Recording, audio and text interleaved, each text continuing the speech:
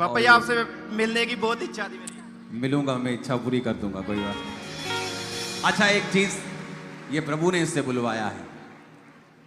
जब आपको अपॉइंटमेंट दी जाती है मिलने के लिए, कृपा करके बेनती है अपने रिश्तेदारों को साथ मत लाएं। उसका रीजन क्या है? अगर मैंने उस दिन 15 परिवारों को मिलना है, उसके बाद मेरी रिकॉर्डिंग्स हैं, मुझे काम है, तो मैंने अपनी कैपेसिटी फुल करके रखी है कि मैं इस दिन मैक्सिमम 15 परिवारों को मिल सकता हूं। अब 15 परिवार क्या करते हैं, ये मेरी मासी का बेटा आया, आप इससे मिल लो, ये मेरी चाची का बेटा आया। वो जो मिलना मैं स्टार्ट करता हूं तो जो जिनको बुलाया होता है वो रह जाते हैं। तो रूल ये है, अगर आपको बुलाया तो मैं आपके रिश्तेदारों से नहीं मिलूंगा, ताकि मैं टाइम पर काम खत्म कर सकूं। दूसरा, आप मुझे मिलने के लिए कोई पैसा पे नहीं कर रहे हो, कोई अपॉइंटमेंट के लिए पैसा नहीं है, तो आपको जब टाइम मिलता है उसी समय पे आए। अगर आप आगे पीछे आकर टीम से लड़ेंगे तो कोई आपकी बात सुनने वाला नहीं है। आप आके शोर मचाएंगे तो ये कोई फेक चर्च नहीं है कि आपके शोर से मैं घबरा जाऊंगा या टीम घबरा जाएगी।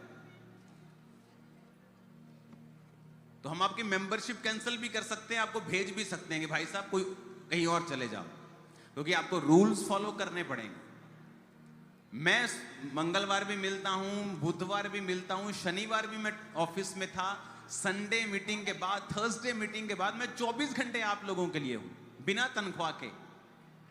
बट आपको कोऑपरेट करना है मेरे साथ। हालेलुया। तो ये बेनती है कि जब आपका समय नहीं है तो कृपया ऑफिस में आके मत कहें मुझे मिलवा दो, क्योंकि ऑलरेडी थाउजेंड्स लोग लाइन में लगे हैं, उनको टाइम दिया गया है अगले मंगलवार को, अगले मंगलवार, अगले बुधवार।